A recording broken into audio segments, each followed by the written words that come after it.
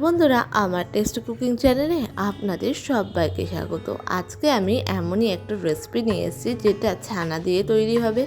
ছানা দিয়ে তো আমরা নানা রকমের ডিশ খেয়েছি, ছানার কালিয়া, ছানার পোড়া, তারপরে হলো ছানার কোপ্তা, ছানার ডালনা, ছানার পোলাও, নানা রকমের ছানার জিনিস খেয়েছি। তো ছানার চপ, আজকে আমি যে রেসিপিটা নিয়ে এসেছি এটা বানানোও যেমন সহজ আর খুব তাড়াতাড়ি হয়ে যায়, সেটা হলো ক্যাপসি চিলি ছানা।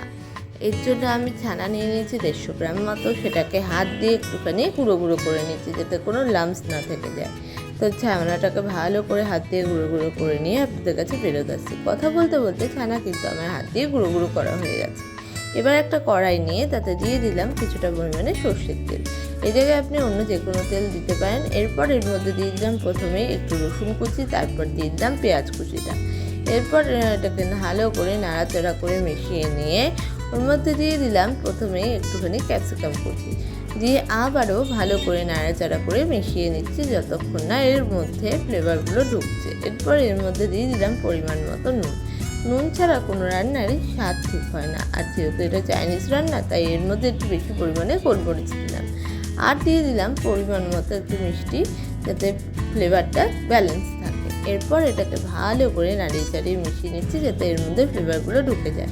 যখন এটা ভাজা ভাজা হয়ে আসলো তখন যে ছানাটা বের করে রেখেছিলাম গুঁড়ো গুঁড়ো, সেই ছানাটা এর মধ্যে দিয়ে দিলাম।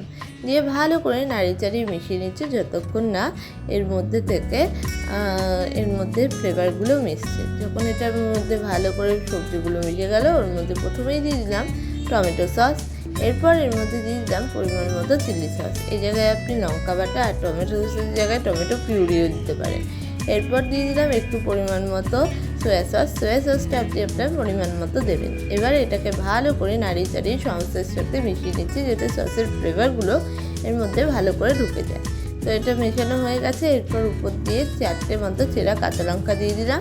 এটা আপনি আপনার ঝাল অনুসারে দিয়ে নেবেন। এবার যেটা দিয়েও ভালো করে নাড়িয়ে চাড়িয়ে আমি মিশিয়ে নিচ্ছি যাতে লঙ্কার ফ্লেভারটা ঢুকে যায়। এরপর এর মধ্যে হালকা একটুখানি জল দিয়ে দিচ্ছি যাতে এটা একটুখানি ফুটে ফুটে ওঠে।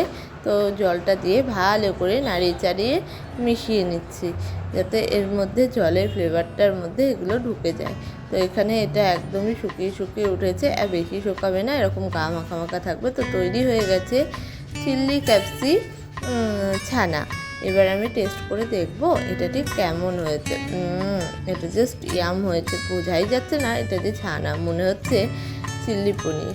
ঠিক এই রকমই ভালো ভালো রেসিপি দেখতে অবশ্যই আমাদের চ্যানেলটাকে সাবস্ক্রাইব করে পাশে থাকা বেল আইকনটাকে প্রেস করে দেবেন, আর প্রচুর প্রচুর প্রচুর পরিমাণে সাবস্ক্রাইব করবেন আর ফলো করতে ভুলবেন না।